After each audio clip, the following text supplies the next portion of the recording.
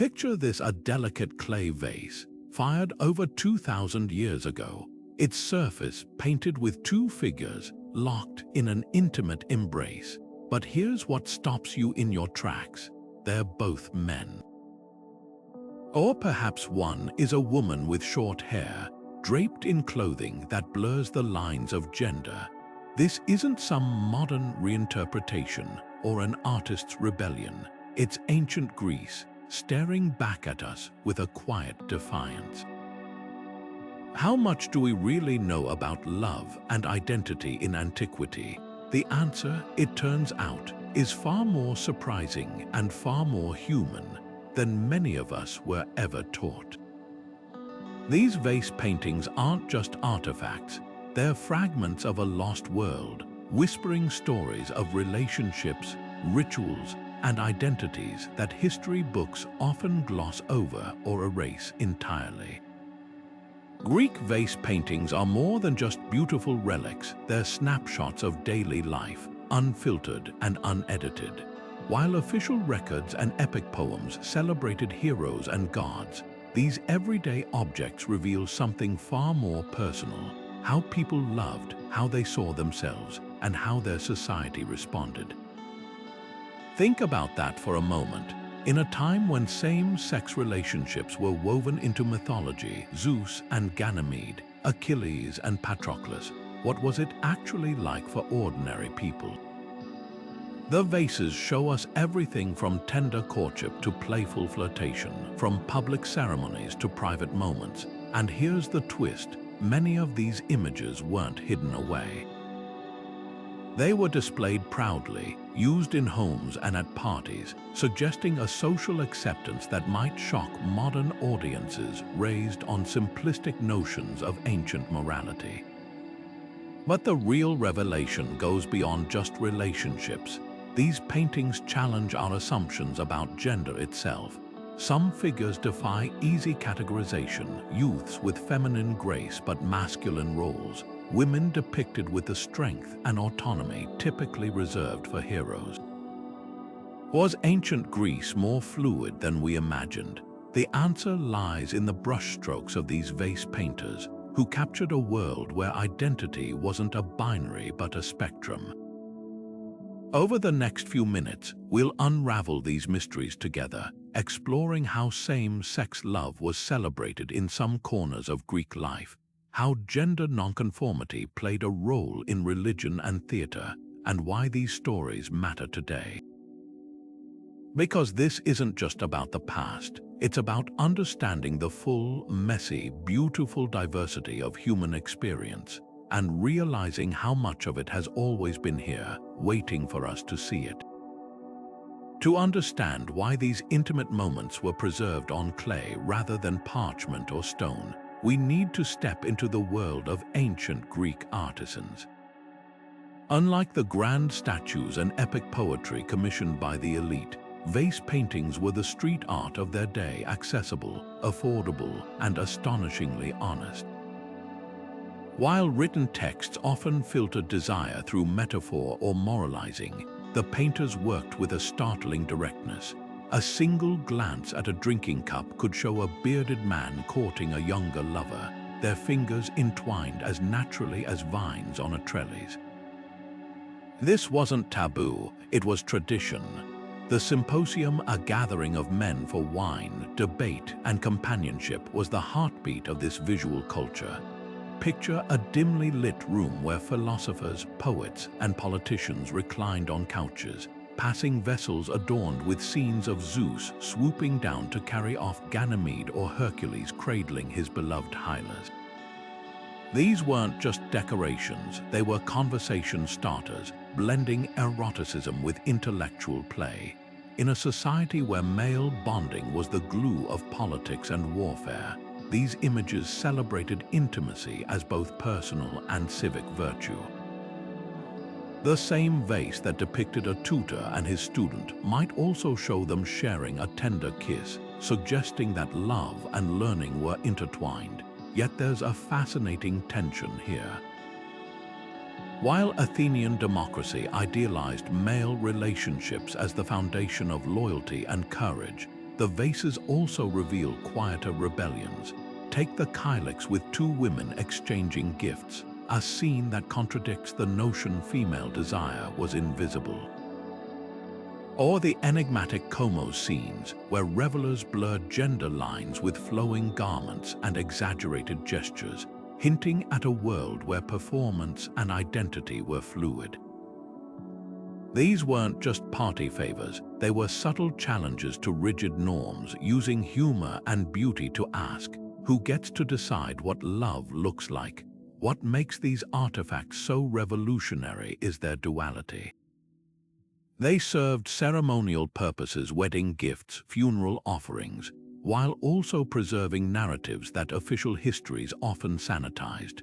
A vase might honor a marriage with imagery of bridal processions on one side, then depict same-sex lovers on the other, as if to say both were equally sacred. This wasn't accidental subversion, it was a reflection of a culture comfortable with complexity. The painters didn't separate love into categories we'd recognize today.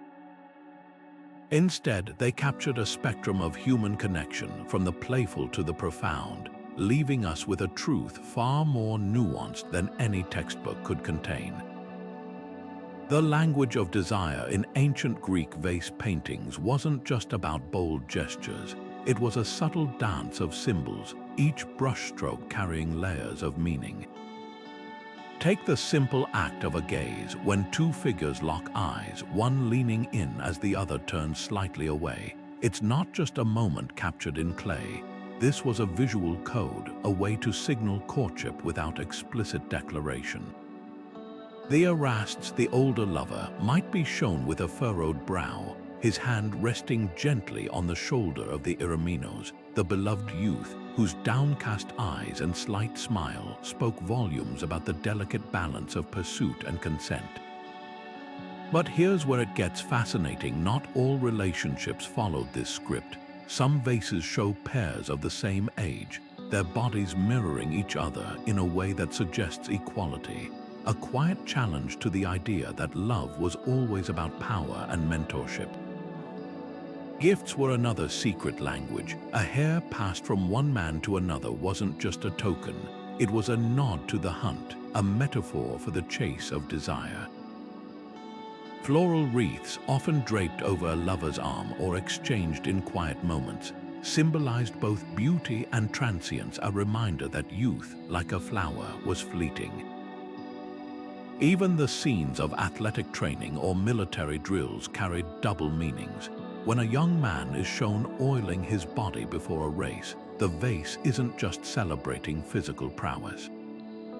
It's inviting the viewer to admire him, to see the eroticism in his strength and grace. These weren't hidden messages, they were open secrets, understood by everyone who held these vessels in their hands. Yet the symbolism shifted from city to city. In Sparta, where military camaraderie was paramount, scenes of older warriors mentoring younger ones took on a heroic tone, their bonds framed as essential to the survival of the state. Meanwhile, in Athens, the same relationships might be painted with a playful wink, a satyr lurking at the edge of the scene, reminding viewers that desire could be both sacred and mischievous. And then there's Thebes, where the sacred band, an army of lovers, was legendary. Vases from there often showed pairs of warriors standing shoulder to shoulder, their loyalty as much a weapon as their spears. The most striking departures from the Erastes Eromenos model appear in scenes where gender itself seems fluid. A woman handing a helmet to another woman, their fingers brushing, or a youth with delicate features wearing a mix of masculine and feminine attire. These images disrupt our modern categories. They suggest a world where desire wasn't confined to rigid roles but could flow as naturally as the wine in a symposium cup. The painters didn't need to explain these symbols. Their audience already knew the rules. But for us, centuries later, decoding them is like piecing together a love letter in a forgotten language, one that insists again and again that the heart has always been more complicated than history pretended. Athenian and Spartan vase paintings might as well be from different worlds when it comes to portraying same-sex relationships. In Athens, the imagery leans into idealized mentorship older men with beards, draped in philosophers' cloaks, gazing fondly at smooth-cheeked youths. These scenes often unfold in gymnasiums or symposiums, framed by olive wreaths and lyres, as if love and intellectual growth were two sides of the same coin. The Erasts might offer a hare or a lyre to his Eromenos, symbols of the chase and artistic refinement. But here's the twist: these relationships weren't just private affairs. They were civic rituals woven into the fabric of Athenian democracy, where bonding between men was seen as the glue holding society together. Sparta took a radically different approach. Forget the softness of poetry and philosophy. Their art screamed military discipline. Scenes of older warriors sparring with younger ones, their bodies oiled and gleaming, carried a raw physical intensity. The homoeroticism here wasn't cloaked in courtship. It was a celebration of battlefield camaraderie. A Spartan vase might show a grizzled soldier tightening a younger man's armor strap, their fingers lingering just a moment too long. This wasn't about mentorship for its own sake. It was about forging unbreakable bonds between soldiers who would fight side by side. The message was clear: love made you stronger, fiercer, more willing to die for your comrade. Then there's Thebes, where the famed sacred band turned romantic bonds into military doctrine. Theban vases are rare, but the ones we have are electrifying pairs of warriors standing shoulder to shoulder, their shields overlapping, their faces turned toward one another mid-battle. These weren't just lovers, they were a fighting unit, their devotion so legendary that Plutarch claimed they were never defeated until their final stand at Chaeronea. The paintings capture that intensity with intertwined spears and locked gazes that blur the line between passion and strategy. But what about women? Athenian vases occasionally hint at Sapphic relationships. Think two women exchanging garlands or whispering over spinning wool, their intimacy framed by domesticity. Spartan art, though almost silent, in a society obsessed with military brotherhood, female desire was rarely depicted, let alone celebrated. The few exceptions are tantalizing: a handful of Athenian cups showing women at all-female festivals, their bodies close, their expressions unreadable. Were these scenes of friendship, ritual, or something more? The painters leave it ambiguous, as if the full story wasn't theirs to tell. Class played a hidden role in all of this.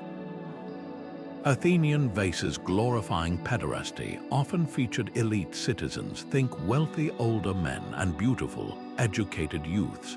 But dig deeper, and you'll find cruder, cheaper pottery with scenes of laborers or soldiers in less idealized embraces. Sparta's militarized homoeroticism, meanwhile, cut across class lines, binding all freeborn men in a shared culture of discipline. Theban art, though scarce, suggests something even more egalitarian: warrior couples celebrated not for their status, but for their loyalty. These regional differences weren't just artistic quirks, they were windows into how each society defined love, duty, and identity. The takeaway: ancient Greece wasn't a monolith. From Athens' poetic courtships to Sparta's battlefield bonds, these vases show us that love, and how it was painted, depended entirely on who was holding the brush and where. And that's what makes them so extraordinary. They don't just reflect norms, they reveal the cracks, the contradictions, and the quiet rebellions that no law or legend could fully contain. Beneath the idealized scenes of courtship and camaraderie, Greek vase paintings hold a darker mirror to their society, one that reflects the brutal realities of power and consent. Take the pursuit scenes, where a bearded man chases a fleeing youth across the curved surface of a wine cup, At first glance, it might resemble the playful courtship between free citizens, but look closer. The difference is in the details, the absence of gifts, the lack of reciprocal gaze, the youth's body tense with exertion rather than coy hesitation. These aren't scenes of mutual flirtation, they're depictions of enslaved boys with no legal right to refuse. The same hands that painted tender symposium scenes also immortalized predation, blurring the line between romance and coercion with a chilling casualness. Yet the vases also whisper dissent. A handful of surviving pieces show enslaved figures turning the tables, moments where a young servant playfully withholds a cup from his master, or a dancer locks eyes with an admirer, her expression unreadable but undeniably assertive. These rare glimpses suggest that even within rigid hierarchies, human agency flickered. One remarkable Lakithos from Athens goes further, showing two enslaved men sharing a quiet moment by a well, their shoulders touching in a way that echoes the intimacy of free couples. Was this the painter's quiet rebellion, a nod to bonds that existed outside the sanctioned narratives of power? The true subversion lies in the egalitarian pairs, scenes so rare they feel intentional. A red figure kylix from Vase breaks all conventions, two bearded men of similar age reclining as equals, one gently adjusting the other's wreath. No chase, no hierarchy, just mutual tenderness. Even more startling are the Boeotian vases where women take the active role in courtship, offering gifts to male lovers with the same confidence as Athenian erasti. These outliers force us to ask, were some artists subtly challenging the norms their patrons demanded? This brings us to the unnamed revolutionaries, the vase painters themselves. Many were likely enslaved or metics, foreign residents with limited rights. When they signed their work a rarity, it was often with phrases like "ho pies epoizen," the boy made this, a label that reduced them to their servile status even as their brushes captured the full spectrum of human desire. Their perspective matters. A slave painting his master's fantasies might include coded resistance, a pursuer's face twisted in caricature, or a fleeing youth smirk suggesting he's leading the chase rather than fleeing it. The artisans shaped these narratives, embedding layers of meaning that their patrons may have missed. What emerges is a paradox. These vases were commodities, products of an economy built on exploitation, yet they occasionally transcend their origins. In the hands of a skilled painter, even a stock scene of pursuit could become a silent question. Who gets to tell the story of love and whose voices are baked into the clay, waiting centuries to be heard? The hands that shaped these vases left more than fingerprints, they left clues. While most Greek artisans remain nameless, their work whispers secrets about who they loved and how they saw the world. Take the Berlin painter, one of the few who signed his creations. His figures move with an unusual tenderness. Apollo cradling Hyacinthus' limp body isn't just tragic. It's intimate, the god's fingers lingering on the youth's wrist like a lover memorizing a pulse. Compare this to the more formal compositions of his contemporaries, and a pattern emerges. Where others painted myths as spectacle, the Berlin painter treated them as love stories. Was this simply his style or something more personal? The way his brush dwells on intertwined hands, in scenes both divine and mortal, hints at an artist who saw desire everywhere, even where others saw only decorum. Then there's the mysterious Achilles painter, whose white-ground lekithoi show warriors with an arresting softness. Patroclus binding Achilles' wounds isn't just a military moment. Their foreheads nearly touch, the space between them charged with unspoken emotion. What's striking is how often this painter subverts expectations. His Amazons wield swords with the same muscular grace as his Greek heroes, blurring the lines between masculine and feminine ideals. Some scholars argue these choices reflect the tastes of wealthy patrons. but others see the fingerprints of an artisan pushing boundaries, when his signed works consistently emphasize reciprocity in same-sex pairs. Unlike the hierarchical Erast's Ereminos norm, it's hard not to wonder if he was painting his truth into the margins. Mythology became the perfect canvas for coded messages. A scene of Zeus and Ganymede might seem conventional until you notice the details. The way a lesser-known painter from Corinth added a shared cup of wine between them, transforming abduction into companionship. Or the Boeotian artisan who painted Artemis surrounded by nymphs, their hands clasped in a circle dance that mirrors symposium scenes between men. These weren't just regional variations, they were deliberate choices, using gods as stand-ins for human experiences too complex to state outright. The ultimate rebellion might lie in the unsigned works. A crude skyphos from a provincial workshop shows Dionysus embracing a satyr, not with the usual raucous energy, but with a quiet devotion that mirrors mortal couples on finer vases.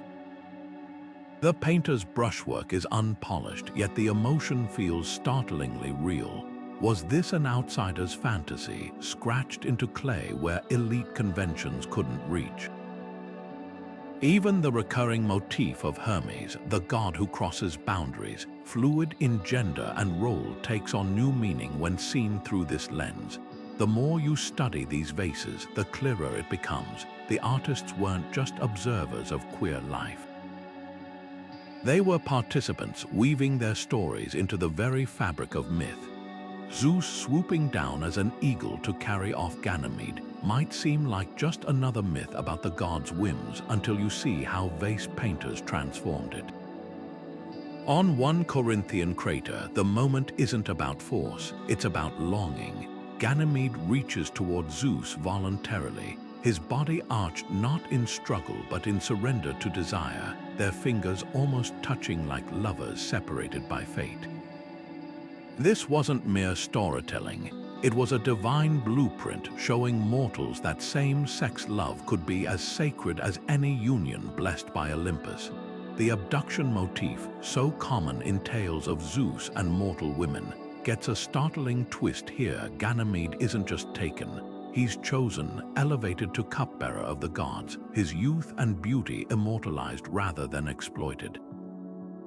But contrast that with how Achilles and Patroclus appear on a 5th century Athenian lakithos. There's no divine intervention, no eagle's wings, just two warriors wrapped in the same cloak, their foreheads pressed together as Patroclus binds his lover's wounds. Homer's Iliad is famously ambiguous about their relationship, but the vase painters had no such reservations. They show them sharing a cup of wine, Achilles' hand resting on Patroclus' thigh, in scenes that echo symposium courtships. These weren't just comrades, they were paradigmata, models for how mortal men could love. And here's the genius of it. By linking human couples to legendary pairs, artisans gave same-sex relationships a pedigree older than Athens itself. The real rebellion lies in the quieter subversions. Take Hercules and Hylas, typically a story of tragic separation when water nymphs drag Hylas underwater. But on a Boeotian Hydria, Hercules isn't searching in despair. He's seated by the spring, waiting patiently as Hylas leans down to drink, their bodies forming a mirror image. The message, even in myth, not all queer narratives had to end in loss or violence. Some were about devotion that outlasted destiny. Then there's Dionysus, the god who blurred every boundary. On a late classical kylix, he's not just partying with satyrs, he's tenderly crowning a young male follower with ivy, their intimacy framed by vines that curl around them like protective arms. This was mythology as wish fulfillment, a world where the divine itself reveled in fluidity, offering mortals permission to do the same. What's most revealing is how these godly tales paved the way for bold mortal portrayals. If Zeus could love Ganymede, why couldn't an Athenian citizen adore his younger companion? If Achilles' grief for Patroclus was the stuff of epic, why shouldn't a soldier mourn his lover just as fiercely? The vases didn't just depict myths, they weaponized them, using the gods' escapades to justify, even glorify human desires that might otherwise have been whispered in shadows.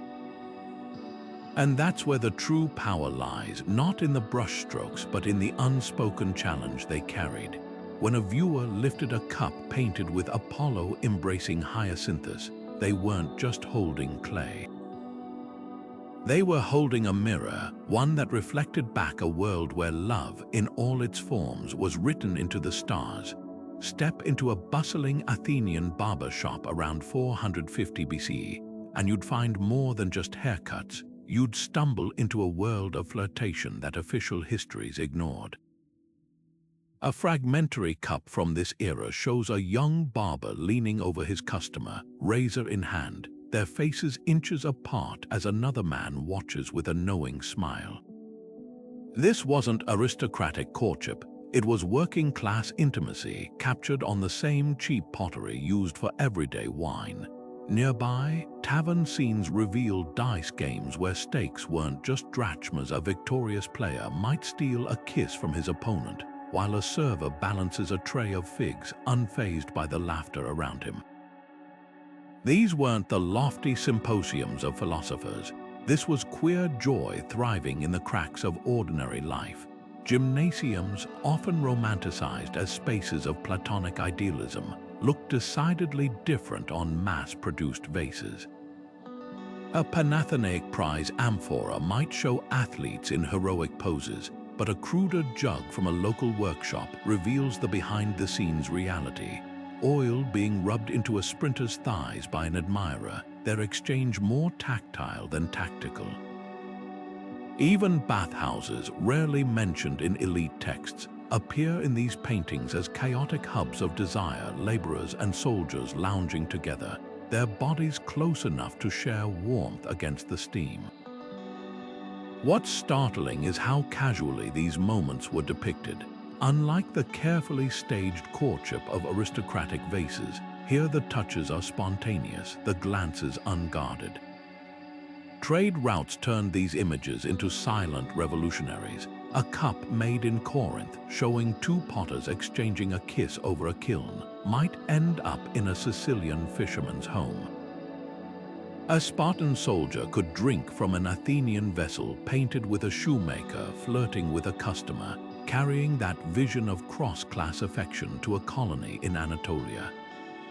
The Mediterranean wasn't just moving olive oil and grain, it was circulating queer narratives that bypassed elite control. A sailor in Rhodes might see his own life reflected in a scene from Crete, while a merchant in Alexandria encountered Theban warrior couples on cups from a workshop he'd never visit. The real mystery lies in how these images were received. Imagine a conservative landowner in Macedonia unboxing a shipment of cups from cosmopolitan Athens, only to find two women entwined in a dance. Or a Roman trader centuries later, puzzled by the casual homoeroticism on a Greek vase he bought as exotic decor. These objects didn't just depict queer lives, they forced conversations across cultures and centuries. A single shipwreck could scatter dozens of these stories across the seafloor, waiting for fishermen or archaeologists to pull them back into the light. What survives is often fragmentary, a hand here, a shoulder there, but the message is clear. Long before pride parades, before identity politics, before any of our modern labels, people loved who they loved in barber shops and bathhouses, at tavern tables and workshop benches. And sometimes, if they were lucky, a painter with a keen eye and a steady hand would immortalize that love in clay, ensuring that even the quietest moments could outlast empires. Among the thousands of surviving Greek vases, images of women sharing intimate moments are startlingly rare, but their scarcity makes them all the more precious. One exceptional Lakithos shows two women at a spinning wheel, their bodies angled toward each other, the wool between them stretching like an unspoken thread of connection. The scene seems ordinary at first glance, domestic, even mundane, until you notice how their fingers brush as they pass the spindle, a fleeting touch that lingers just beyond the bounds of necessity. These weren't just co-workers sharing a chore. They were women stealing moments of closeness in a world that rarely documented their desires. Religious rituals offered another space where female intimacy could flourish under the guise of devotion. Take the so-called Maenad vases, where women worshipping Dionysus grip each other's wrists in ecstatic dance. Art historians once dismissed these gestures as mere theatrical frenzy, but the details tell a different story. On a Campanian crater, one Maenad cradles another's face mid-ritual, their foreheads nearly touching, a pose mirrored in symposium scenes between men. The god's presence sanctified what society might otherwise have suppressed, turning revelry into a canvas for forbidden tenderness. Even the ivy wreaths they wear carried double meanings, symbols of Dionysian abandon, yes, but also intertwined like lovers' fingers. The greatest challenge in interpreting these scenes lies in their ambiguity. A woman offering another a mirror or a dove could be read as friendship, ritual, or something more, a deliberate vagueness that may have protected both artist and subject. Yet some depictions defy neutral reading. A 5th century Hydria from Athens shows two women bathing together, one helping the other wash her hair, their bodies so close the water seems to ripple between them. The composition mirrors countless scenes of male athletes anointing each other with oil. Yet this moment was never meant for public admiration. It's as if the painter carved out a hidden world where women's desire could exist unobserved by men. Roman censorship later erased much of this subtle legacy. Where Greek artisans used symbolism, a shared garland, a held gaze, Roman copies often sanitized the originals, turning Sapphic pairs into generic friends or inserting male figures to redirect the narrative. A Hellenistic terracotta group showing two women embracing might be recast in Roman marble as Demeter and Persephone, their love buried under mythological cover. The few surviving uncensored pieces, like a 1st century CE cup from Pompeii, are startling in their directness. One woman reclines between another's legs, their hands clasped above a lyre, leaving little room for reinterpretation.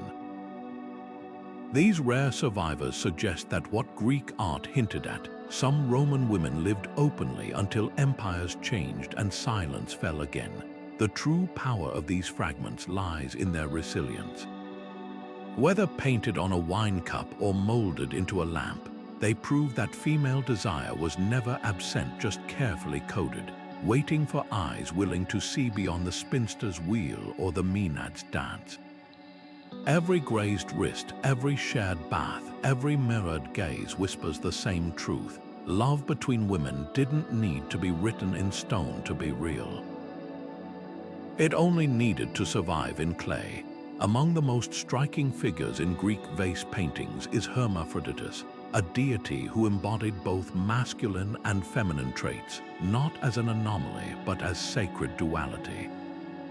Unlike the fleeting glimpses of gender nonconformity in other scenes, Hermaphroditus appears repeatedly in domestic contexts, on perfume bottles, drinking vessels, and even children's pottery. A 4th century BC Lakithos from Attica shows the deity reclining by a spring, their body deliberately painted with soft shoulders and a muscular thigh, while a bemused satyr reaches out as if to confirm what his eyes can't categorize. What's remarkable isn't just the existence of such imagery, but its casual placement in everyday life. This wasn't hidden art, it sat on dressing tables and dinner shelves, normalizing fluidity in ways that modern audiences might find surprisingly contemporary. Dionysian worship took this further, with cult scenes that reveled in cross-dressing and transformation.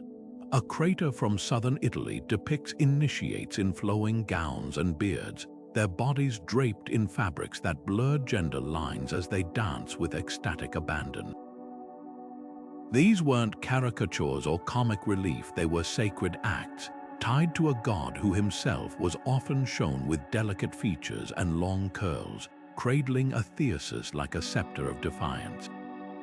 The message was clear: in Dionysus' realm, identity wasn't fixed. A kylix from Tarquinia even shows a ritual where men and women exchange garments, their faces serene as they embody each other's roles.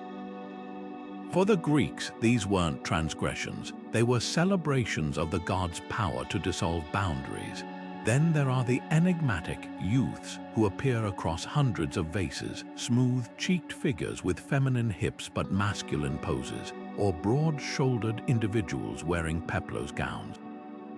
Art historians often label them as idealized boys, but some scenes suggest deeper complexity. Take the Hydria, where a figure labeled Callisto, traditionally a nymph turned into a bear, is shown hunting with a bow, their short tunic revealing a body that blends strength and softness.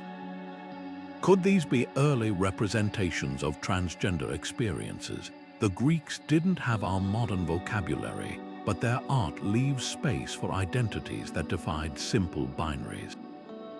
A small arabellos from Corinth fuels this theory. It shows a figure binding their chest with linen strips beside a mirror, their expression focused yet calm, a moment of private transformation frozen in clay.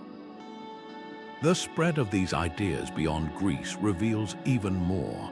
Etruscan artisans adapted Hermaphroditus into their own mythology, placing the deity in scenes of domestic harmony rather than divine myth. In Egypt, Ptolemaic artists fused Dionysus with Osiris, creating processions where gender-fluid priests carried symbols of both gods. Even in Rome, where later morality laws criminalized certain expressions, early republican homes imported Greek vases showing Dionysian rituals unchanged. A Campanian fresco from Pompeii, copied from a Hellenistic original, preserves a stunning detail. A group of worshippers includes a figure labeled Metoikos foreigner, wearing a blend of Greek and local attire, their identity as layered as their clothing. What emerges is a quiet network of acceptance stretching across the Mediterranean, not universal or unchallenged, but persistent. These artifacts suggest that before empires standardized norms, there were spaces where fluidity wasn't just tolerated but woven into the sacred and the everyday. The paint may have faded over millennia, but the defiance remains, a whisper from the past that some truths about identity are as old as civilization itself.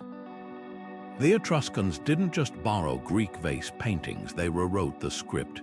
Take the so-called Tuscania kiss vase, where two bearded men embrace not as pursuer and pursued, but as equals, their lips meeting in a moment of mutual desire that defies Greek hierarchies.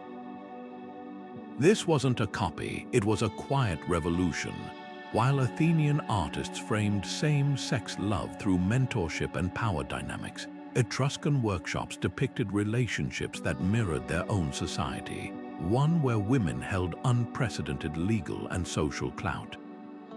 A banquet scene on a Boccaro jug tells the tale. Instead of Greek symposia with reclining men, Etruscan women share couches with their male companions, raising cups not as silent ornaments but as active participants in the revelry. The difference is subtle but seismic. Even the erotic chase scenes, so common in Greek art, transform under Etruscan hands. A 6th century BC ornacho from Vase shows a woman playfully fleeing a suitor, her expression more amused than alarmed, her outstretched hand suggesting she's leading the dance rather than resisting it. Cross-cultural exchange sparked even bolder innovations. In the Greek world, Hermaphroditus was often portrayed as an object of satirical curiosity, but Etruscan artisans placed the deity at the heart of domestic life. A Hydria from Servitory shows the divine figure lounging beside a married couple, their child reaching out to touch Hermaphroditus' blended form without shock or scorn. This wasn't marginal art, it adorned homes, suggesting a comfort with fluidity that startled even their Greek neighbors. Meanwhile, Dionysian rituals took on new dimensions. Where Athenian vases showed maenads in controlled frenzy, Etruscan frescoes depicted priestesses presiding over rites where men and women alike donned gender-bending attire, their bodies painted in hues that blurred the line between mortal and divine. The most striking adaptation lies in the colonial crossroads of Magna Graecia. In the Greek colony of Taranto, a hybrid style emerged. A crater might feature Athenian-style courting scenes on one side, while the other showcased Etruscan-inspired pairs of women exchanging gifts with the same solemnity as men. These weren't accidents of trade but deliberate fusions, proof that queer narratives could evolve beyond their origins.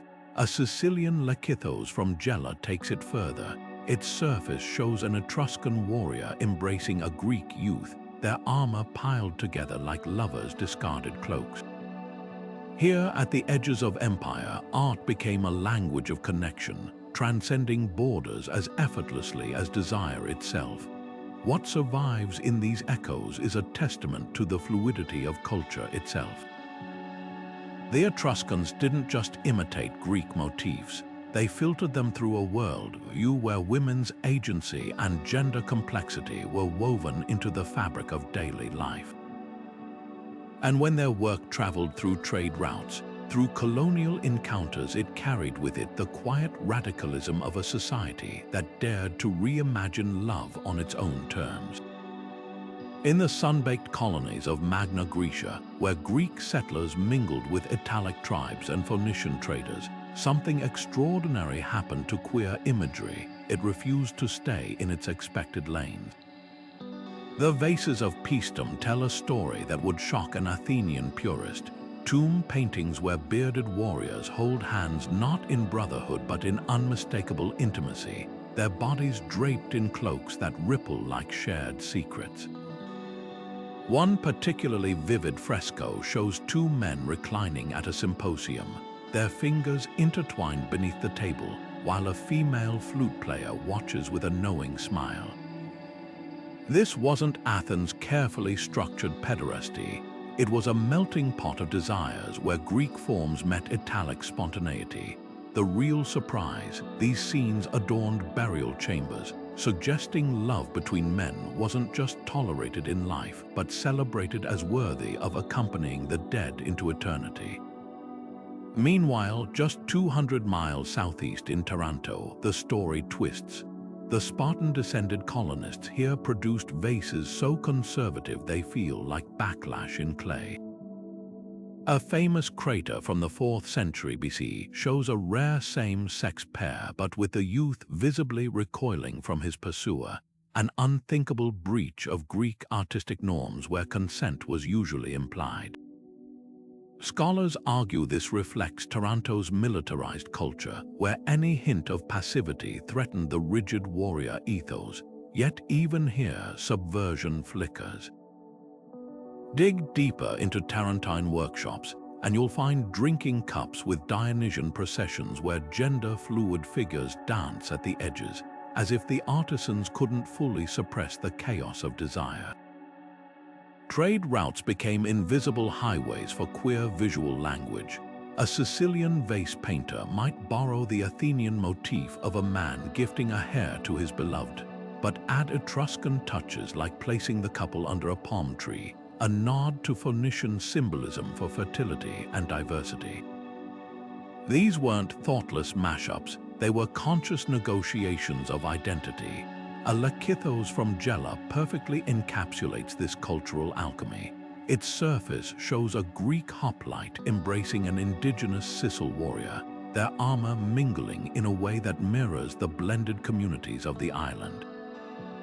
The inscription, not in Greek or Sicil but Punic, a trader's joke perhaps, or a sly commentary on love's ability to cross every border, but the backlash left its marks.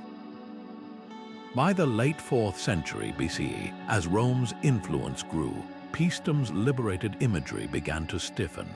tomb paintings shifted to generic battle scenes, and a once vibrant workshop producing Sapphic-themed perfume bottles abruptly changed its designs to feature only solitary maidens. The most telling clue comes from kiln debris fragments of half-painted vases with same-sex scenes abandoned mid-stroke, as if the market had suddenly turned. Yet, even in decline, the resistance persisted. One final masterpiece, a hydria from the very edge of Greek Italy, shows Hermaphroditus not as a curiosity, but as a presiding deity over a wedding procession, their dual nature framed as a blessing rather than a riddle. Painter's name is lost, but their message endures. Some truths are too powerful to be erased, even by empires. By the 4th century BCE, something unsettling happened to the vibrant queer imagery that once flowed freely across Greek vases. Scenes of symposium flirtations and tender same-sex courtships began to vanish, replaced by a sudden flood of stiff, formulaic wedding processions, brides in veils, grooms offering gifts, all framed as civic duty rather than passion. This wasn't just an artistic trend, it was a culture in crisis. Athens, devastated by the Peloponnesian War and plague, faced plummeting birth rates. Philosophers like Aristotle started railing against luxury and idleness, code words for the aristocratic pederasty that had once been celebrated. Even Plato, who'd written so eloquently about love between men in his youth, now called it unnatural in his later work The Laws. The vases mirrored this panic. A once playful kylix that might have shown two men sharing a drink now depicted a bride being escorted to her husband's house, her face as blank as the demographic charts haunting the city's leaders. Yet beneath this conservative tide, resistance bubbled. In the back alleys of Piraeus, small workshops kept producing subversive pieces, like a squat lakythos with a wedding scene on one side, and hidden where only the user would see it, a satyr seducing a youth. These artisans worked in code. A Dionysian revel might seem tame until you noticed the gender-fluid figures woven into the vine patterns, or a family scene where the servant boy's lingering touch on his master's shoulder told a different story. The most daring examples came from Boeotia, a region that never fully bowed to Athenian trends. There, a Skyphos from Thebes dared to show a groom being crowned not by his bride, but by another man, their fingers brushing in plain sight. The inscription, "To the beautiful victor," a phrase that once praised Olympic athletes, now repurposed for love's quiet triumphs. The backlash even reshaped mythology. Older vases had shown Zeus and Ganymede as lovers. Now, Ganymede was painted as a child snatched by an eagle, his humanity and desire erased. But the underground painters fought back with sly revisions. A rare hydria from Corinth shows the abduction scene with a twist, Ganymede reaching willingly toward Zeus, his body arched not in terror but ecstasy. These artists knew their patrons. The same wealthy man who commissioned a proper wedding vase for public display might secretly order a kylix with Achilles mourning Patroclus for his private collection. Hypocrisy, it turns out, has always been fertile ground for survival. Boeotia became the unexpected holdout. While Attic workshops churned out heteronormative propaganda, Boeotian potters preserved the old ways. A crater from Tanagra shows Hercules and Iolaus side by side at a feast, their shoulders touching, while a Lebes from Thebes pairs two women weaving a bridal veil. Except their hands aren't working the loom, they're clasped together beneath the threads. These weren't nostalgic throwbacks, they were declarations. The Boeotians, long mocked by Athenians as provincial, had kept something precious, the understanding that love, in all its forms, wasn't a luxury. It was as essential as the clay beneath their hands, and so the story splits. In Athens, the kilns cooled on queer imagery, the paints drying into conformity. But in the hills of Boeotia, in hidden workshops by the docks, the old flames still flickered. The vases that survived, chipped, buried, or smuggled, carried a message scratched into their glaze. Repression might rewrite the present, but it couldn't erase what had already been baked into history. When Victorian archaeologists first unearthed Greek vases depicting same-sex intimacy, their reactions ranged from prudish horror to outright destruction. The British Museum's early acquisitions included fragments where figures had been deliberately chipped away, not by ancient hands, but by 19th century curators wielding chisels to clean up history. One notorious case involved a cache of Attic black figureware found near Corinth in 1863. The excavation notes praised the exquisite craftsmanship, but the accompanying sketches omitted the most telling details: two men sharing a kiss, their bodies later painted over with modest drapery by a restorer hired to make the pieces suitable for public display. Even the term symposium was sanitized in museum catalogues, rewritten as gentlemen's banquets to avoid any hint of impropriety. The Warren Cup, now celebrated as a masterpiece of Roman silverwork, spent decades hidden in private collections because no major institution would touch it. Crafted in the 1st century CE, its reliefs show an older man and youth making love with startling tenderness, a scene that scandalized Victorian sensibilities. When art collector Edward Warren finally acquired it in 1911, he kept it locked away, joking grimly that the British Museum would sooner display a sex manual than this depraved artifact. It wasn't until 1999, after nearly a century of hushed negotiations, that the cup found its way into the museum's permanent collection. The delay speaks volumes about how deeply modern biases distorted our view of antiquity. Early archaeologists didn't just censor, they concocted creative misinterpretations. A famous red figure kylix showing two athletes embracing was catalogued as wrestlers mid-match, despite their clearly intertwined legs and intimate gaze. Sapphic scenes were dismissed as domestic bonding, while Dionysian revels with gender-fluid figures became theatrical performances, the most absurd example. A Sicilian vase fragment depicting anal sex was labeled medical examination in an 1884 Berlin Museum report. These weren't honest mistakes, they were willful acts of erasure, stripping queer narratives from the historical record. Yet traces of resistance survived. Small provincial museums in Italy and Greece often preserved uncensored pieces, their curators shrugging at foreign scholars' discomfort. A Neapolitan collector's diary from 1892 recounts how locals in Paestum would guide proper English gentlemen to G-rated tomb frescoes, then whisper about the real treasures hidden in back rooms.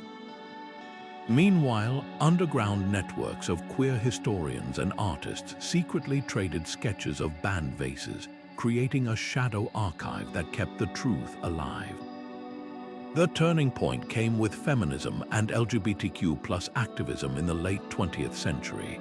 Scholars like John Boardman and Andrew Lear began re-examining old finds with fresh eyes, peeling back centuries of overpaint and mistranslation. X-ray fluorescence imaging revealed original pigments beneath Victorian corrections, while comparative studies of Etruscan and Greek artifacts exposed the breadth of what had been lost. Today, digital reconstructions allow us to see these works as their makers intended, not as shameful secrets, but as celebrations of love in all its forms. The Warren Cup now sits proudly in a glass case, its once forbidden scenes drawing crowds rather than condemnation. The vases, it turns out, were never the problem. It was our own reflections in their glossy surfaces that made us look away. Harvey Milk knew the power of symbols. When he ran for office in 1977, His campaign posters didn't just feature his face, they included an image lifted straight from an ancient Greek vase, two men sharing a toast, their cups raised in solidarity. This wasn't just a nod to history, it was a reclaiming. Milk understood what Victorian curators had tried to bury. That same sex love had always existed, and its roots ran deep. Fast forward to today, and you'll find that same vase imagery woven into pride parades, from banners in San Francisco to murals in Athens. Activists didn't just borrow these ancient motifs, they revived them, turning scenes once locked in museum storerooms into emblems of resilience. Scholars, however, still spar over whether we can truly call these ancient relationships queer. Some argue it's anachronistic, that modern labels don't fit societies without our concepts of sexual identity. Others counter that the vases themselves defy rigid categorization, showing fluidity that resonates powerfully today. Take the debate around the term homosexuality. Ancient Greeks had no equivalent word, yet their art overflowed with same-sex intimacy. Does that mean we shouldn't name it? Or does refusing to name it risk repeating the erasure of the Victorians? The answer might lie in the artifacts themselves.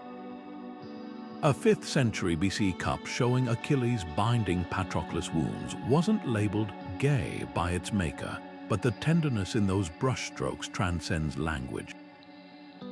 Museums are finally catching up. The British Museum's 2021 exhibition Desire, Love, Identity displayed once-hidden vases alongside contemporary queer art, drawing a direct line from antiquity to the present. In Berlin, the Alts Museum now uses augmented reality to reconstruct damaged scenes, revealing figures that were scratched away by prudish collectors. Even the Vatican, long resistant, has quietly updated its Greek gallery labels to acknowledge ambiguous relationships in its collection, but progress isn't uniform.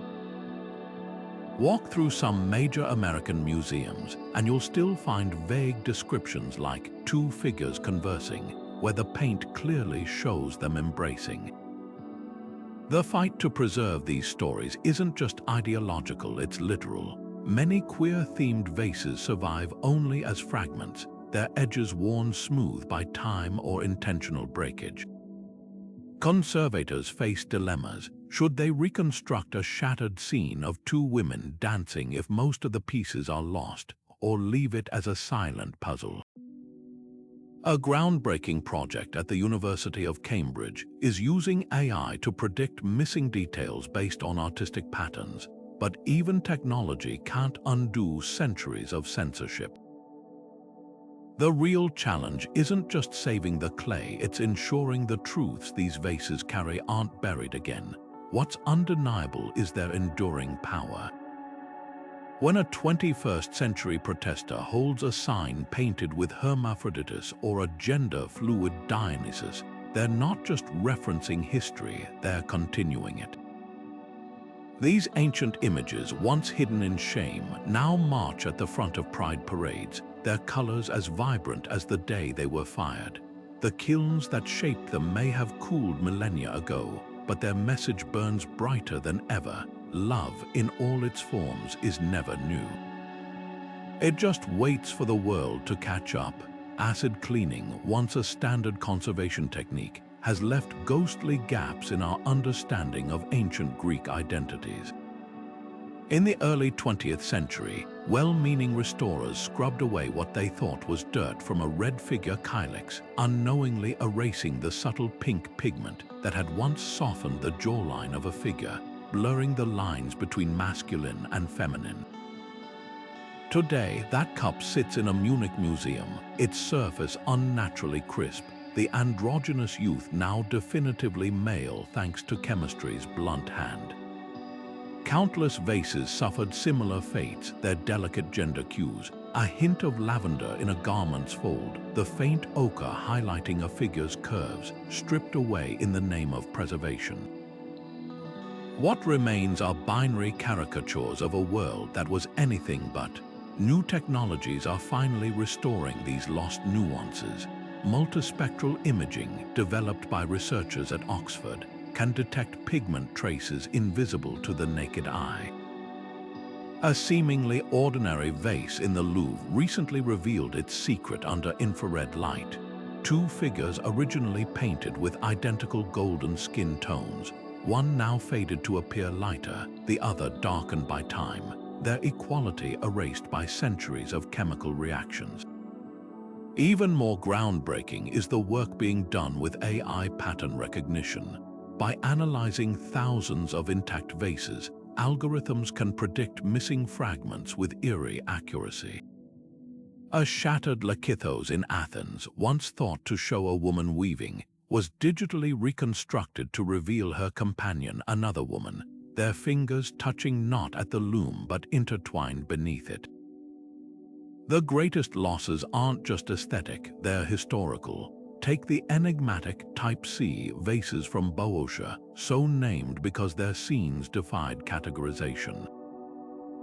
Early archaeologists assumed they were badly painted myths, but ultraviolet imaging on a few surviving fragments shows why they puzzled scholars.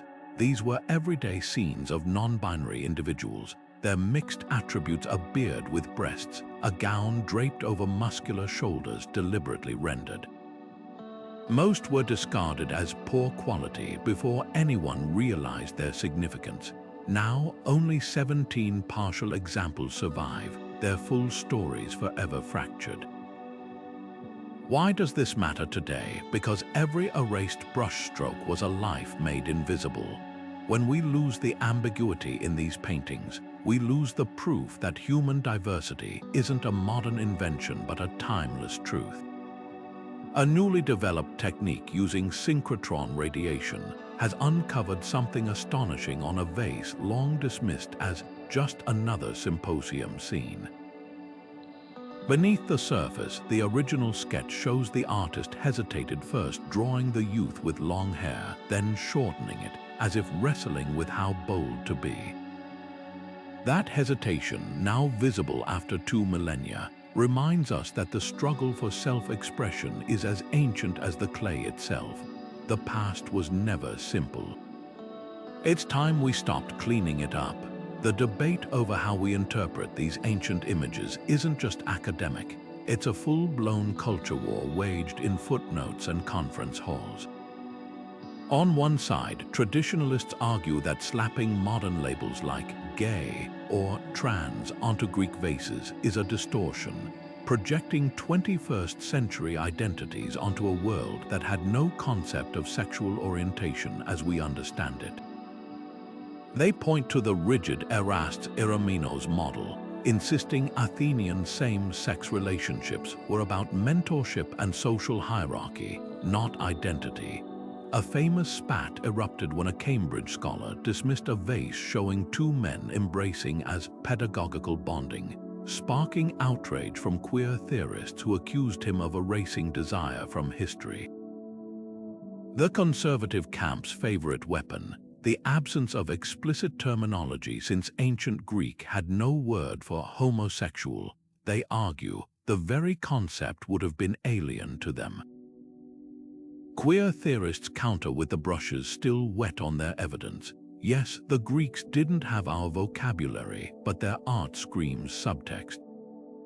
Why would a kylix from 5th century BC Athens depict 2 women whispering over a shared mirror if female desire was truly unspeakable? The proverbial smoking gun might be a fragmentary drinking cup showing a bearded man tenderly kissing another bearded man, a direct challenge to the "only youths were desired" narrative. These scholars accuse traditionalists of cherry-picking, noting how the same historians who call Achilles and Patroclus just friends have no problem identifying heterosexual couples in far more ambiguous scenes. The backlash cuts both ways, though.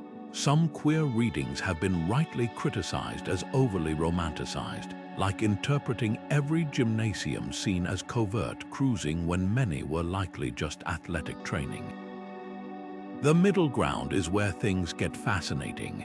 a growing contingent of researchers advocate for strategic anachronism, using modern terms cautiously, with footnotes acknowledging cultural differences. Think of it like translating poetry. You can't capture every nuance, but you can get close enough for the meaning to resonate. This approach thrives in hands-on research, like the Oxford team using pigment analysis to prove a female figure on a Boeotian vase was originally painted with stubble, suggesting gender fluidity wasn't just a mythic trope. Even the staunchest traditionalists can't dismiss the physical evidence when science backs it up. What's often lost in these battles is the artisan's own voices. A handful of signed vases offer clues like the work of the Achilles painter, whose consistent emphasis on mutual tenderness between male pairs suggests personal investment beyond mere convention. Or the anonymous craftsman who painted a scene of two women spinning wool, then added an inscription reading Colo's beautiful, a term usually reserved for male lovers. These weren't robots reproducing stock images, they were individuals embedding their worldviews in clay. The most promising resolution might lie in the kiln debris itself. Archaeologists at the University of Thessaloniki recently analyzed pottery workshop waste, finding discarded shards with failed paintings, experimental sketches where artists toyed with gender cues before settling on safer versions. These rough drafts reveal the choices behind the finished products. A youth's hips narrowed here, a woman's shoulders broadened there. It's proof that the ancients grappled with representation too, their brushes hovering between truth and expectation. Maybe that's the real lesson, not that we're projecting onto the past, but that we're finally seeing the layers they left for us to find. Residue analysis is cracking open secrets that even the most detailed vase paintings kept hidden. Picture archaeologists swabbing the rim of a 2,000-year-old drinking cup, expecting traces of wine only to discover something far more intimate. Recent tests at the University of Athens revealed multiple lip prints on a single kylix, their chemical signatures matching different individuals. This wasn't just a shared wine vessel, it was a tangible record of lips meeting clay in succession, a communal act of trust and intimacy.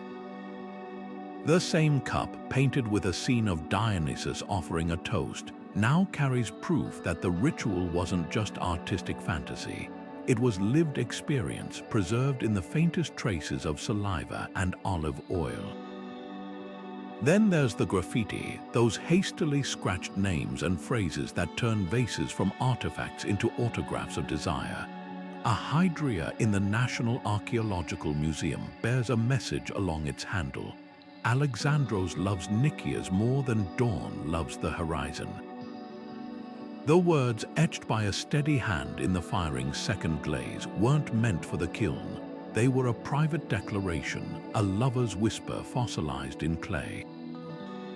Other shards are more playful. A kylix from Corinth reads, "Drink me and taste my thoughts," while a broken Lakithos boasts, "Melosa's kisses outshine Aphrodite's." These aren't the polished verses of poets, they're raw, unfiltered voices, proving that love notes aren't a modern invention. Upcoming excavations promise to rewrite what we know. In the harbor of ancient Miletus, marine archaeologists are mapping a sunken merchant ship filled with uncrated vases, their painted scenes shielded from centuries of wear by layers of silt. Early sonar images suggest unprecedented imagery, pairs of women crowning each other with laurels, and a crater showing Hermaphroditus presiding over a wedding. Even more tantalizing is the ongoing work at a Theban workshop site, where kiln wasters discarded misfired vases reveal experimental sketches. One misfire preserves a half-painted scene of two warriors sharing a cloak, a preliminary draft that didn't make it to the final product. These mistakes are gold mines, showing artists testing boundaries before self-censorship or market pressures forced compromises. the most revolutionary tool isn't a trowel or a brush, it's artificial intelligence. A team in Naples is training algorithms to reconstruct fragmentary scenes by cross-referencing thousands of known vases. When fed a shard showing a single hand gripping another's wrist, the software suggested a completion that stunned researchers. Not a battle or handshake, but a tender moment between two figures of similar height and age, their bodies leaning inward.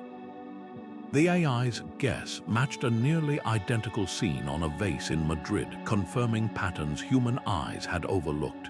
What emerges from these techniques isn't just new data, it's urgency. Every unwashed cup, every scribbled confession, every botched painting pulled from the earth whispers the same truth. History's queer narratives weren't hidden. They were waiting for us to care enough to look.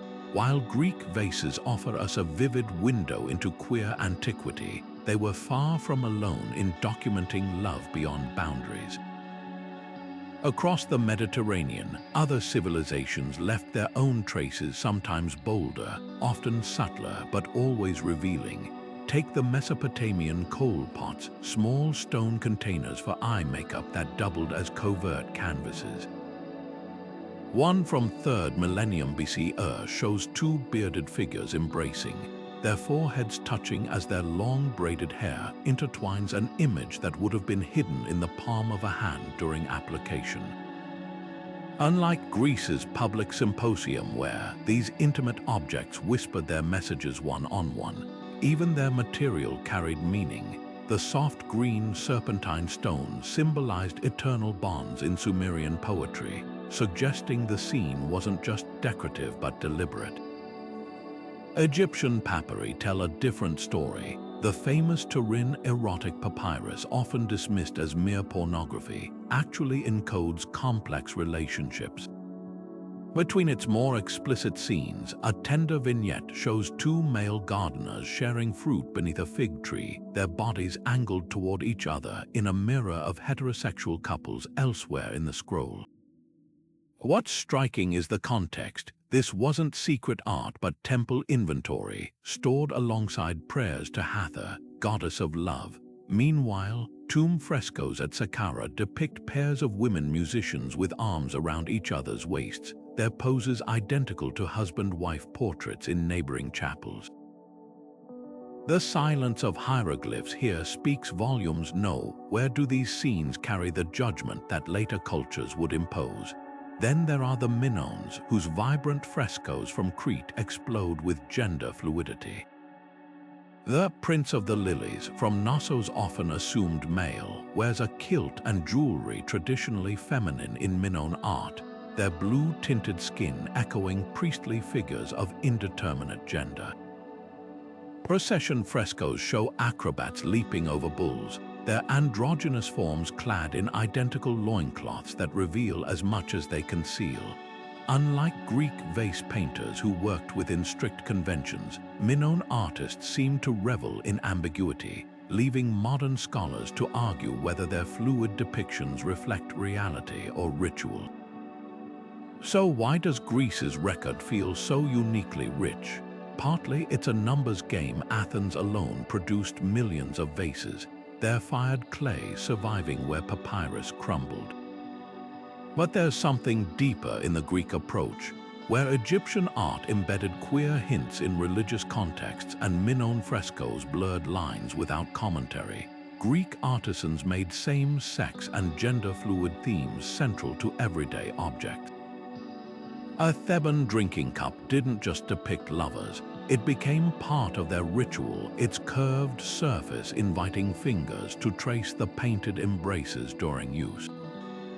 This tactile intimacy combining art, utility, and participation created a feedback loop where culture shaped the objects that then shaped culture anew.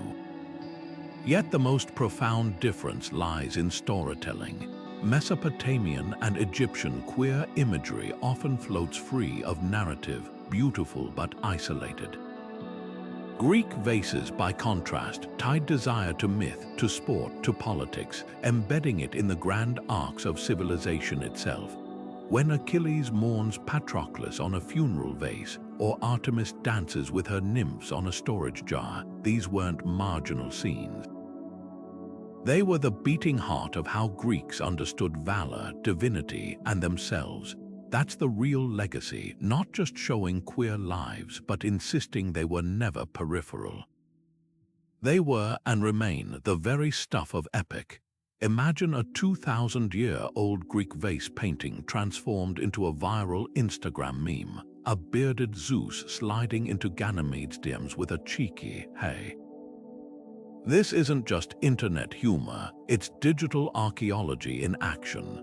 Accounts like at Greek Vase Flipper and at Queer Antiquity are using social media to blast through the stuffy museum glass, repurposing ancient art as bite-sized education. One particularly brilliant post juxtaposes a classical scene of Achilles and Patroclus sharing a cloak with a modern couple under a blanket, captioned, "Relationship goals since 400 BCE. The genius lies in the algorithm's reach suddenly. A teenager scrolling past brunch photos stumbles onto a discourse about ancient queer visibility, their curiosity sparked by a meme format they already understand. These platforms aren't just sharing history, they're reviving the communal spirit of the symposium itself, where wine cups once sparked conversations now happening in comment threads. But the digital revolution goes deeper than memes. Museums worldwide are uploading ultra-high-resolution scans of vase paintings, allowing anyone with Wi-Fi to zoom in on brushstrokes invisible to the naked eye. The British Museum's 3D reconstruction of the Warren Cup lets users spin it like a virtual artifact, examining the embossed lovers from angles no display case permits. Even more groundbreaking are the augmented reality apps that overlay missing fragments onto broken vases, point your phone at a shattered Lakithos in a textbook, and watch the AI reconstruct two women's lost embrace in real time. Suddenly, the past isn't locked behind velvet ropes. It's as interactive as a video game, inviting users to touch, rotate, and reinterpret. Yet the algorithms governing these tools carry their own biases. Search ancient Greek romance on most platforms, and the first 100 hits will likely showcase heterosexual wedding scenes, the same Victorian-era censorship playing out in zeros and ones. A study by the Digital Classics Association found queer-themed vase images are 20% less likely to appear in Google Arts and Culture's related artifacts suggestions, buried by opaque recommendation systems trained on outdated scholarship. Even TikTok's #ancient Greece tag favors sanitized mythology over Sapphic snippets, pushing edutainment creators toward safer, straighter narratives for views. The very technology democratizing access also risks replaying history's erasures unless consciously corrected. Classrooms are where this digital renaissance shines brightest. A high school in Toronto skips the textbook entirely, tasking students with remixing vase imagery into modern contexts. One group superimposed an Athenian courtship scene over a pride parade photo, tracing the unbroken line of queer joy across millennia. Professors at UCLA use VR headsets to drop students into virtual symposia, where they debate Plato's Symposium while holding 3D printed replicas of the very cups painted with those dialogues. The most radical innovation, letting students annotate digitized vases with their own interpretations, layering TikTok-style reactions onto Antiquity. A shy sophomore's comment, "They look like my girlfriend and me at prom," penned in the margin of a digital hydria, becomes as valuable as any scholar's footnote.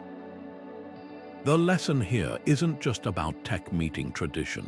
It's about recognizing that these ancient artists never intended their work to sit silent in climate-controlled rooms.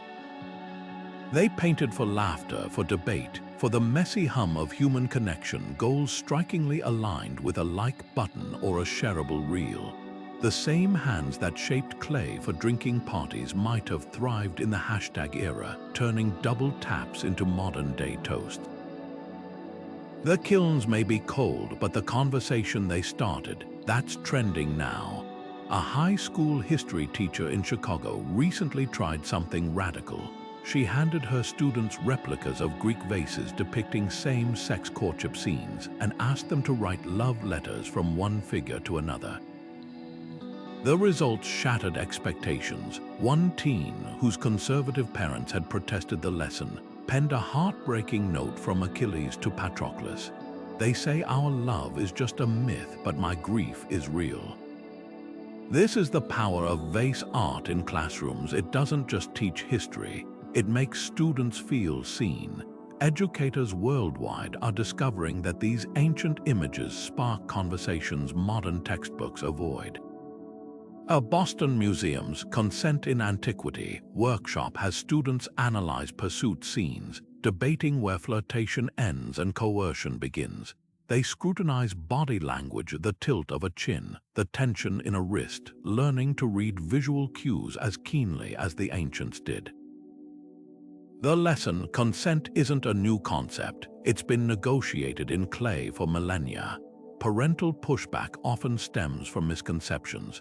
Some assume discussing queer themes in antiquity is indoctrination, but teachers counter with peer-reviewed studies showing such lessons reduce bullying by normalizing diversity. A brilliant tactic from a London school: start with mythology. When parents objected to a vase showing Zeus and Ganymede, the teacher pivoted to Hera's jealousy. Suddenly, everyone was debating divine marriage dynamics instead. Another educator disarms critics with science, displaying pigment analysis that proves a female figure was originally painted with stubble. Facts, it turns out, can quiet fears better than platitudes. Museum workshops reveal even deeper student insights. At the Met's Teen program, participants used UV light to uncover faded details on a lakythos, gasping when a solitary woman revealed her clasped hands with another figure beneath the surface. In Berlin, kids reconstructed fragmentary vases with 3D printers, realizing how many queer narratives were literally broken by time. One student's observation cut to the heart of it. We're not discovering these stories, we're reassembling what was always there.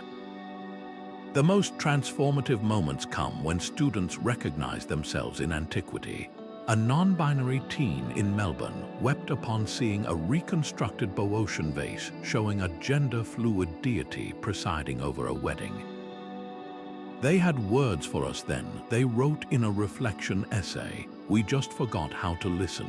That's the magic of these lessons. They don't just teach about the past. They hand students a mirror, showing them their place in an unbroken human story.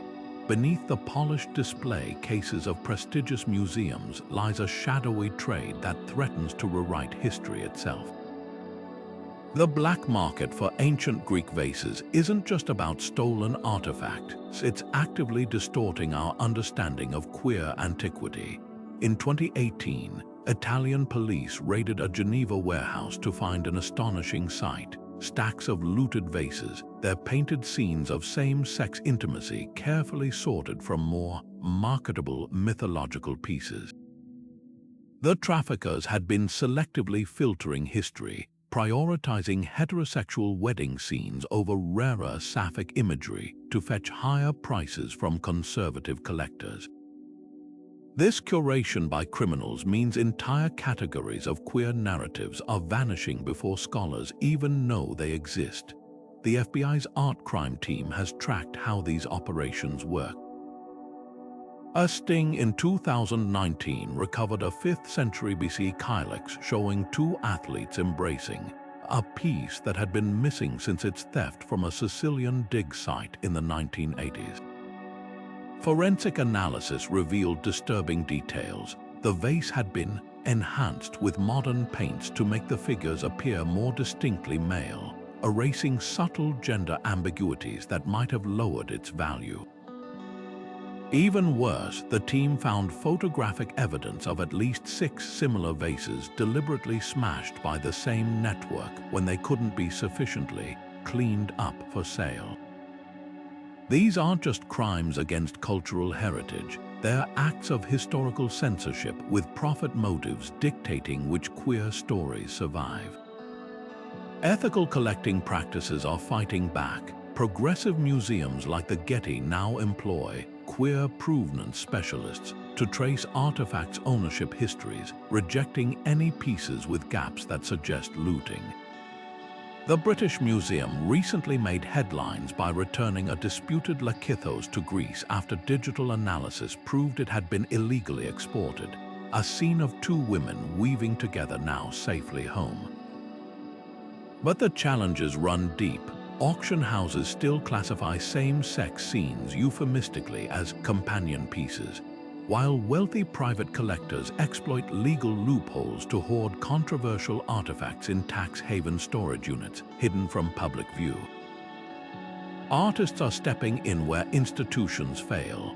Kenyan-American sculptor Wangechi Mutu's ceramic series The New Athenians recreates lost queer vase scenes from fragmentary descriptions, reimagining what looted artworks might have shown. In Berlin, Graffiti Collective Puzzle pieces together digital projections of destroyed vases on urban walls, their temporary homages making the absent present. Perhaps most moving is Greek ceramicist Eleni Papadimitriou's Stolen Glances project. She crafts contemporary versions of missing vases, then deliberately smashes them to highlight what's been lost, each fracture line mapping the violence of erasure. The tragedy of these forgeries and thefts isn't just the physical loss. It's how they sever our connection to a past that proves queer existence isn't some modern anomaly, but a thread woven through human experience since the first potter's wheel turned. Every looted vase isn't just a stolen object, it's a stolen mirror, one that could have shown someone their reflection across millennia. The fight to recover them isn't about archaeology. It's about restoring the right to say, with absolute certainty, we were always here. Contemporary artists aren't just studying ancient Greek vases, they're speaking back to them. In a sunlit studio outside Athens, potter Yannis Spiridon dips his brush into the same iron-rich clay slips used 2,000 years ago, but the figures taking shape on his wheel tell a different story. Where ancient artisans often depicted same-sex love through myth or idealized courtship, Yannis paints modern couples, 2 men sharing a morning coffee, a transgender woman braiding her partner's hair, a non-binary athlete crowning themselves with laurels. His work, part of the Neo-Symposium project, does more than revive old techniques. It answers historical silences with vibrant specificity. The originals showed what was permissible. He explains, gesturing to a vase where a warrior's spear subtly mirrors his lover's erect phallus. I paint what was always there but never named. This dialogue with antiquity takes radical form in the ceramics of Brazilian artist Renata Cruz. Her Fragmented Histories series reimagines looted or destroyed queer-themed vases, reconstructing them from museum records and imagination. One piece, After the Berlin Painter, extrapolates a scene of Achilles mourning Patroclus into a triptych, the warrior's grief on the left, their life together in the center, and on the right, an empty space where scholars believe Roman censors scraped away their embrace. Cruz fills the void with gold leaf, turning erasure into luminous absence. The cracks are part of the story, she says. Her work doesn't just recover lost imagery, it insists that the violence done to queer history becomes part of its power. Filmmakers are joining this conversation through lens and light. Director Aisha Ammon's short film Kiln Dreams overlays footage of a present-day lesbian potter shaping clay with animated projections of Sapphic vase scenes. As the potter's hands curve around wet earth, the ghostly hands of ancient women spin wool beside her, their movements synchronized across millennia. The film's most haunting moment comes when Ammon digitally restores a damaged Hydria. The missing figures of two dancing women flicker to life, then dissolve, reminding us how much has been lost to time and censorship. Not all these interventions live in galleries. On the streets of Naples, muralist Luca de Rosa has transformed entire buildings into canvases that fuse ancient motifs with contemporary queer life. One sprawling fresco updates the myth of Zeus and Ganymede here. The god appears as a leather-clad biker offering a ride to a young refugee, their motorcycle cutting through waves of geometric patterns borrowed from Greek borders. Local LGBTQ+ groups gather beneath it for annual Pride celebrations, literally standing in the shadow of a reclaimed heritage. The most poignant tributes come from artisans keeping ancient methods alive while expanding their narratives. On the island of Sifnos, where pottery has been continuous since the Bronze Age, Marina Kautsogianni's workshop produces traditional black figure-ware with a twist. Her wedding procession vase follows the classic shape used for heterosexual marriages, but the figures are two grooms holding hands, their robes decorated with intersex symbols disguised as meander patterns. "My ancestors painted their truth," she says, polishing the piece with river stones as her grandmother taught her. "Now I paint mine." These artists do more than reinterpret history, they rewrite its future. Every stroke of Spiridon's brush, every frame of Ammon's film, every coil of Kautsogianni's clay insists that queer stories aren't artifacts to be studied behind glass. They're living traditions still spinning on the wheel, still wet with possibility. The kilns that fired the originals may be cold, but the flames they lit, those burn brighter than ever. Every summer at the foot of Mount Parnassus, something extraordinary unfolds. A sea of crimson cloaks and polished bronze as hundreds of reenactors bring the legendary sacred band of Thebes back to life. These aren't just costumed performers, they're historians, veterans, and LGBTQ+ activists who have spent months hand-stitching linen tunics, studying hoplite drills, and even growing out their hair to match ancient descriptions. The event, called Anakyklosis, meaning the cycle, doesn't just depict battles, it recreates the intimate bonds that made this army of lovers so formidable. Participants sleep in paired tents, share meals from replica black figure-ware, and train in synchronized formations designed to mirror the shield wall of hearts described by Plutarch. Climax comes at dusk when pairs pledge oaths not just to Thebes, but to each other, their vows echoing off the same hills where the original band might have stood. But how accurate are these portrayals? Scholars are divided. Proponents point to painstaking details like the authentic sheep fat mixed with ash that reenactors used to polish their shields, a recipe rediscovered in Xenophon's texts. Critics argue the events romanticize the past, glossing over the harsh realities of ancient warfare. The debate crystallized in 2019 when a participant broke character to critique the omission of enslaved attendants from the reenactments. "We can't honor the band's love while erasing the slaves who oiled their armor," they argued, sparking revisions that now include educational stations on classical slavery. This tension between celebration and scrutiny fuels the event's evolution. For many participants, the emotional impact transcends historical debate. A retired Marine named Javier, who served under "Don't Ask, Don't Tell," described grasping his partner's hand during a mock battle. When the instructor shouted back to back, and we pressed our shields together, it wasn't just role-play. "I felt 2,000 years of queer soldiers at my shoulder." Others find catharsis in quieter moments. A trans woman named Eleni wept while weaving a victory wreath in a women's ritual workshop, realizing her hands were performing the same motions as the ancient priestesses she'd studied. The most revolutionary aspect might be how these events democratize history. Unlike museum glass or academic journals, reenactments let people literally step into the sandals of the past. A 16-year-old from Crete named Demetrius, who joined after seeing viral TikTok clips of the event, put it best: "Textbooks told me ancient Greece invented democracy. The sacred band told me they also invented pride. As the sun sets on each year's Antiquity, the participants don't just extinguish their torches, they pass the flames hand to hand, a living chain stretching across millennia." The word "Kolos, beautiful," scrawled beside a youth's face on an Athenian vase, seems simple at first glance, but these inscriptions are anything but straightforward. Why did some vases label random figures as Kolos while others left obvious lovers unnamed?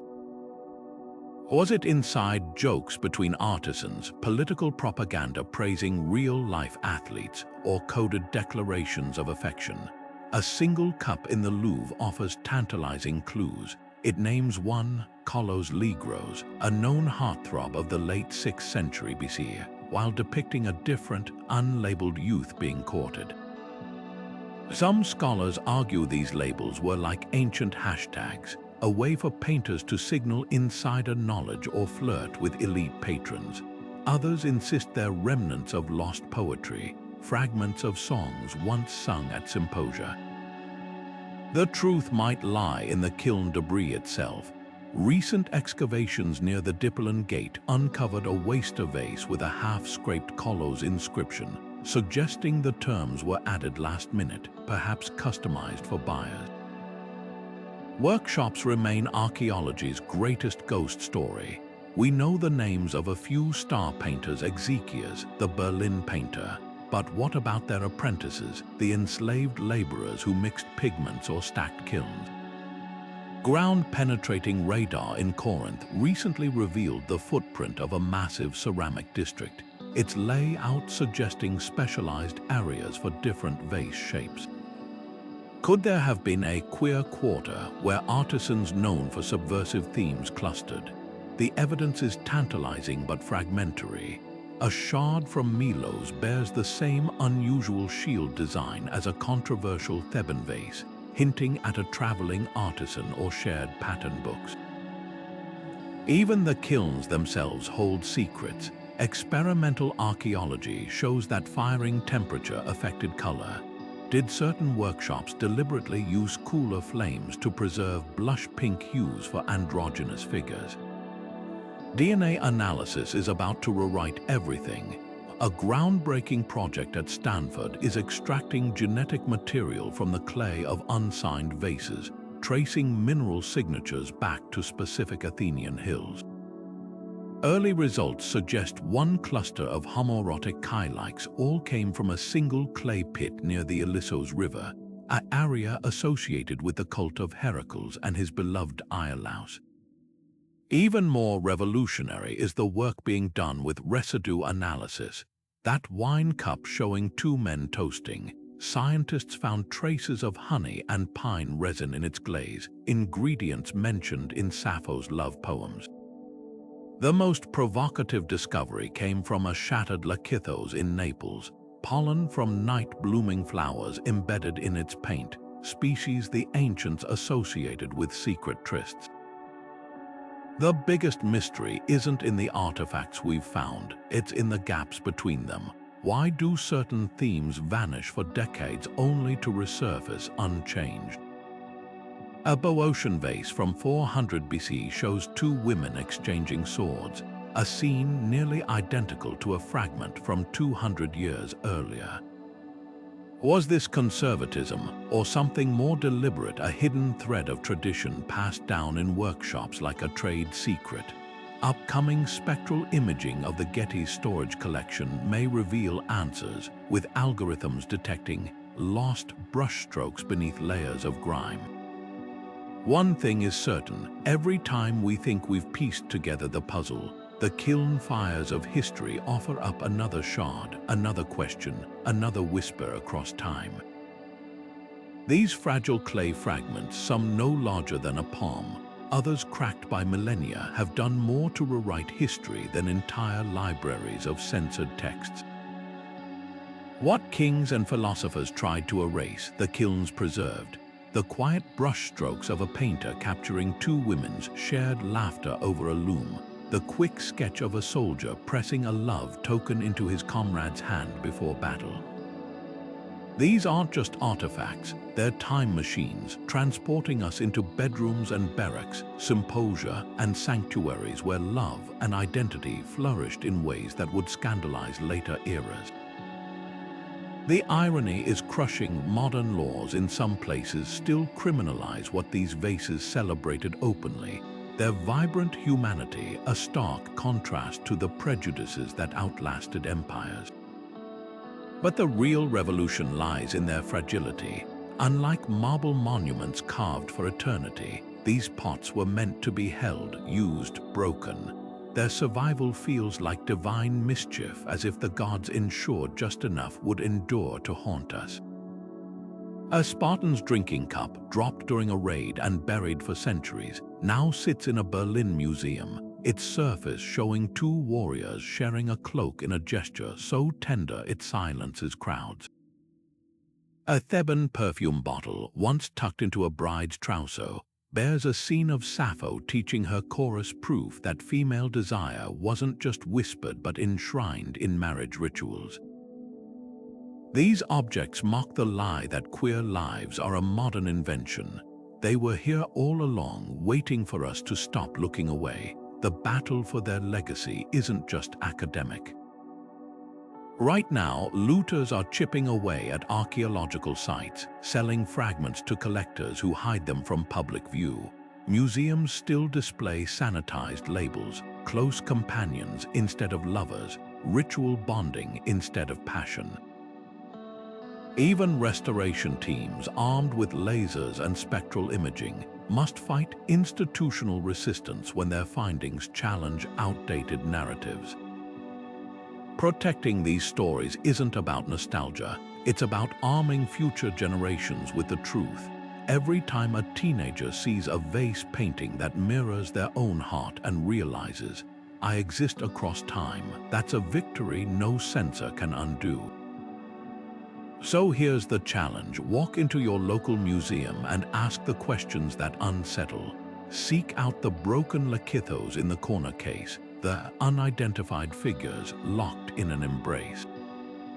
Demand the full labels, the uncensored tours, the exhibitions that connect ancient struggles to today's, because these clay fragments, baked in fires over 2,000 years ago, are still warm with life. They're not relics, they're roadmaps showing us how far we've come and how much farther we must go. The past isn't finished speaking. Are we ready?